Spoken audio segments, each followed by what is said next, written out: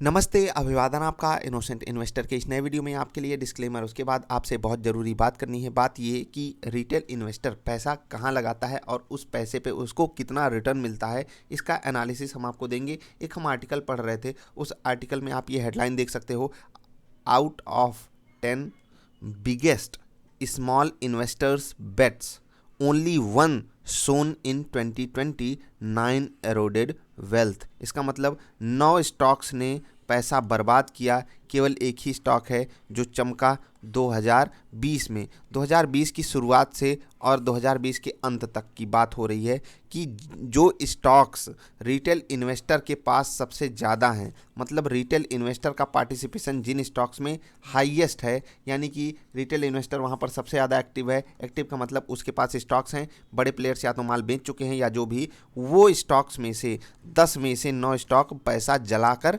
राख किए हैं। अब यहाँ से हम बहुत कुछ सीख सकते हैं, लेकिन क्या हमको समझ में आएगी बात आज 2020 में जाते जाते? क्या हम इस चीज़ का एक प्रण लेकर जा सकते हैं कि अब हम ये गलती नहीं दोहराएंगे? वही चीज़ मैं आपको समझाने की कोशिश करूँगा। 10 में से 9 स्टॉक पैसा बर्बाद करता है किस केस में? जब बाजार ऑल टाइम हाई पे ट्रेड कर रही हो। 2020 के सिनारियों में पिछले 7-8 महीने में बाजार 70-80% भागी हो और हमारे स्टॉक हमको नुकसान दे रहे हों।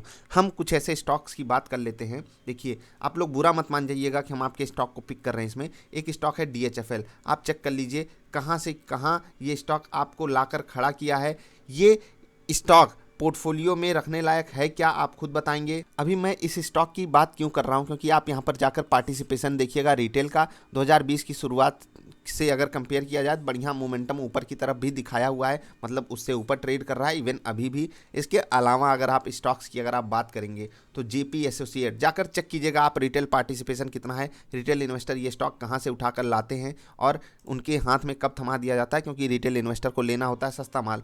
300-400 वाला स्टॉक था, अभी आपको हर रेट पे फंसाया गया, 30 रुपये पे, 20 रुपये पे, 10 रुपये पे, अभी 6 रुपये के आसपास ट्रेड कर रहा है। नुकसान तो हो ही रहा है, आपको सबको पता है। PC ज्वेलर, यहाँ पर भी आप जाकर चेक कीजिएगा क्या हो रहा है, क्या कहानी बनी है, रिटेल इन्वेस्टर के पास है या नहीं, आप खुद जाकर चेक कीजिएगा। अब ये स्टॉक्स की जो मैंने बात की, ये आपको एक अलग सिनारियो दे रहे हैं। येस बैंक भी उसी कैटेगरी में आता है। अब आप लोग बुरा मत मान जाइएगा, क्योंकि 50 रुपये के आसपास ट्रेड करता हुआ स्टॉक इस वक्त हमको 16-17 पे मिल रहा है, और वही वैल्यू आपको 17 रुपये में भी उतनी नहीं मिल पा रही है जितनी लोग यहाँ पर ढूंढने की कोशिश कर रहे थे। सोच कर देखिए कितना दोगलापन हो जाता है इस बाजार में जब आप रियलिटी पे फोकस करने लगते हो। तो मैं आपको ये सारी बातें क्यों बता रहा हूँ, देखिए अभी तक जो मैंने आपको स्टॉक्स वगैरह बताए, वहाँ पर कोई ऐसी बात मैं नहीं करना चाहता कि ये स्टॉक बुरे हैं या अच्छे हैं। मैं आपको जो बात बता रहा हूँ उसको समझिएगा। क्या है कि जहाँ पर बड़ा प्लेयर एग्जिट करता है और छोटे, हम आप जैसे लोगों को, छोटे प्लेयर्स को माल थमा कर जाता है, वो स्टॉक्स में से 10 में से 9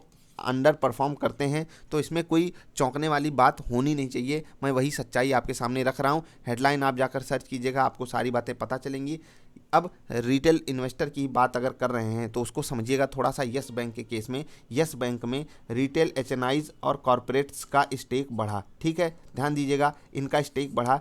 म्यूचुअल फंड्स और फॉरेन इन्वेस्टर्स अपना स्टेक कम कर लिए। ये अक्टूबर की न्यूज़ है, आप जाकर चेक कर लीजिएगा, और ये कहानी बहुत कुछ कहती है। अब हाई नेटवर्थ इंडिविजुअल्स क्या करते हैं, उसमें से कई सारे तो ऑपरेटर्स का काम करते हैं। इतना आप मुझसे मतलब समझ सकते हो, आप खुद समझदार हो कि जिनके पास पैसा ज़्यादा है वो अपने पैसे का किस तरीके से दुरुपयोग करते हैं, वो आप जाकर स्टॉक्स में चेक कर सकते हैं। मैंने इतनी सारी बातें आपको बताई। अब आपका काम है कि आप अपने स्टॉक को चेक कीजिए कि उसमें रिटेल इन्वेस्टर के पास स्टॉक्स कितने पड़े हैं। कुछ स्टॉक्स हैं बहुत ही क्वालिटी अच्छी है, यहाँ पर रिटेल इन्वेस्टर की आपको लगेगी कि वहाँ पर जो मतलब पब्लिक शेयर होल्डिंग पैटर्न है, यानी कि पब्लिक जो शेयर्स होल्ड करती है वो ज़्यादा हो सकते हैं, तो वो अलग अलग तरीके का वहाँ पर परफॉर्मेंस दिखती है। क्योंकि कुछ स्टॉक्स हैं ऐसे जहाँ पर पब्लिक की शेयर होल्डिंग सबसे ज़्यादा है और वो भी अच्छा परफॉर्म करते हैं, उनको आप इग्नोर कर दीजिए। आप अपने स्टॉक के बारे में ज़रा सा चेक कीजिए कि वहाँ पर प्रोमोटर की होल्डिंग ज़्यादा है या फिर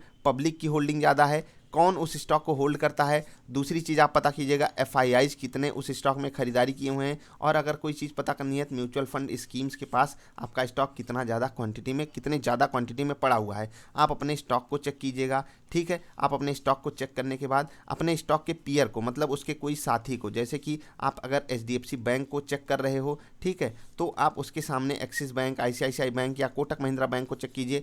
उसके हिसाब से इसमें क्या चीज़ है, दोनों के चार्ट की परफॉर्मेंस को चेक कीजिए, दोनों के सेल्स को, यानी कि जो इंटरेस्ट इनकम, अगर बैंक है तो इंटरेस्ट इनकम को चेक कीजिए, वहाँ पर क्या दिक्कतें हैं, क्या अच्छाई है, वो सब चेक करके आप इन्वेस्टमेंट किया कीजिए। मैं जाते जाते आपसे सिर्फ इतना कहना चाहूँगा कि ये जो कहानी मैंने आपको समझाई, इसके पीछे बहुत बड़ा कारण है आपको समझाने का कि कम से कम आप गिरती हुई चाकू ना पकड़ोगे आगे से। मेरी आपसे यही रिक्वेस्ट है, अच्छे स्टॉक्स, अब अच्छे की अगर मैं बात करूं तो मैं आपको एक वादा करता हूं कि जो मुझे पसंद है निफ्टी 500 में से जो भी स्टॉक्स मुझे पसंद है मैं वो आपके सामने रखूंगा, बिल्कुल फ्री ऑफ कॉस्ट रखूंगा। आपको किसी की कोई सर्विस लेने की ज़रूरत नहीं है, मैं आपको अच्छे स्टॉक्स लाकर सामने रखूंगा, आप अपनी थीम के हिसाब से वो सेलेक्ट कर पाओगे, इतना आपसे वादा करता हूं मैं।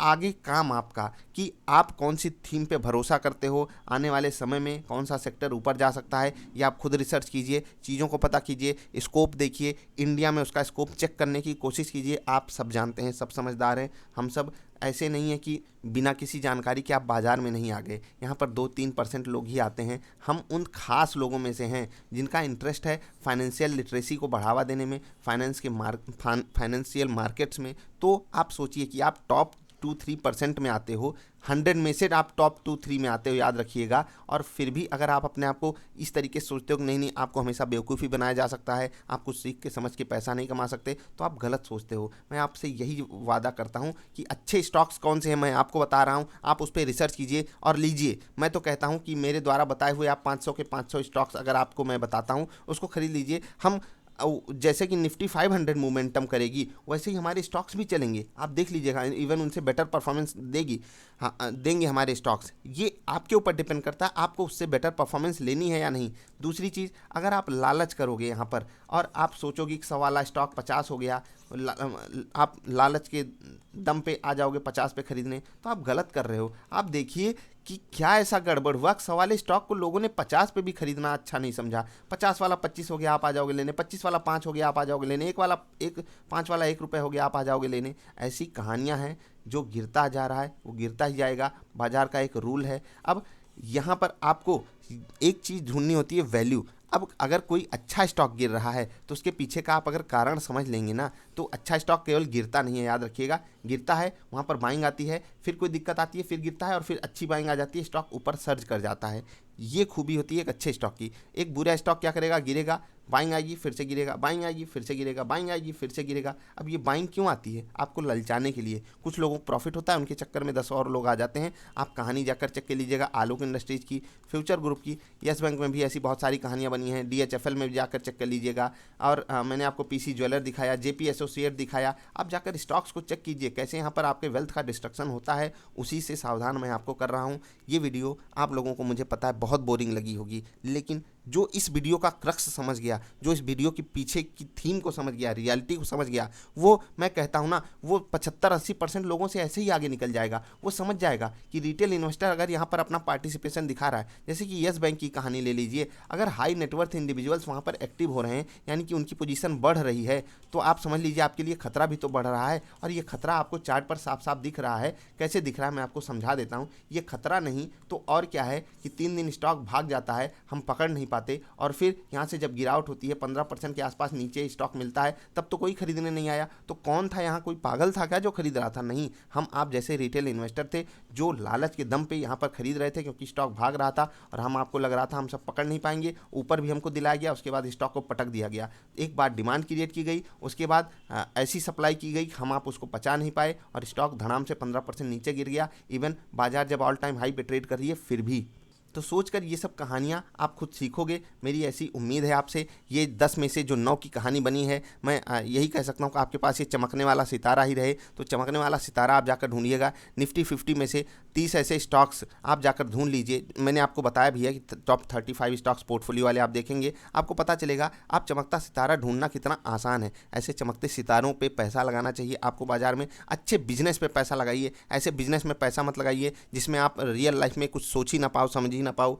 आगे बढ़ के जब आप देखोगे ना बाजार में पैसा कमाना आसान है, लेकिन जब आप ऐसे पीछे मुड़ के देखते हो और कहते हो यार मैंने ये वही गलती की, ये भी गलती की, और वही गलती जब आप सीख के सुधार के आगे नहीं बढ़ रहे हो, तो कैसे आप अपने आप को इतना काबिल बना पाओगे कि आप पैसा कमाने लगो बाजार से। अगर आप सेम टाइप की मिस्टेक दोहरा रहे हो तो मैं आपसे अफसोस के साथ यही कहूँगा, आपका नुकसान ही होने जा रहा है। ये वीडियो आपके लिए बोरिंग हो गई, मैं इसके लिए माफ़ी चाहूँगा, लेकिन अगर आप इसके पीछे का क्रक्स समझ गए होगे तो वीडियो लाइक कर देना। मुझे पता है ऐसी चीज़ें आप लोगों को पसंद नहीं आती। अभी मैं कोई चमत्कार वाली वीडियो लेकर आया होता तो आप सबको बहुत पसंद आती। तो आपसे उम्मीद क्या है कि आप आज से एक प्रण ले लेंगे कि मैं अपने स्टॉक में अपने शेयर होल्डिंग पैटर्न को ज़रूर चेक करूंगा और देखूंगा कि किसके पास है ये स्टॉक, और उसके पीछे की कहानी को समझने की कोशिश करूंगा कि है तो उसकी खूबी क्या है, उसके पीछे बुराई क्या हो सकती है, सारी चीज़ें। मैं ये नहीं कह रहा जो रिटेल इन्वेस्टर लेता है सारे गलत ही स्टॉक लेता है, नहीं। आप चेक कीजिए कि रिटेल इन्वेस्टर को इंटरेस्ट वहाँ पर क्यों है। स्टॉक सस्ता है इसलिए, बहुत गिर गया है इसलिए, या फिर बहुत अपर सर्किट या लोअर सर्किट लग रहा है इसलिए। आप चेक कीजिए ना कि रिटेल इन्वेस्टर को वहाँ पर इंटरेस्ट क्यों है, तब आप पूरी की पूरी कहानी समझ जाएंगे। आई होप आपको वीडियो पसंद आई होगी। अगर आई है तो लाइक कर देना, नहीं पसंद आई तो नीचे कारण जरूर बताना। चैनल सब्सक्राइब करेंगे मुझे अच्छा लगेगा। अभी के लिए इतना ही, मिलेंगे फिर से किसी अच्छी वाली वीडियो में, तब तक के लिए बाय।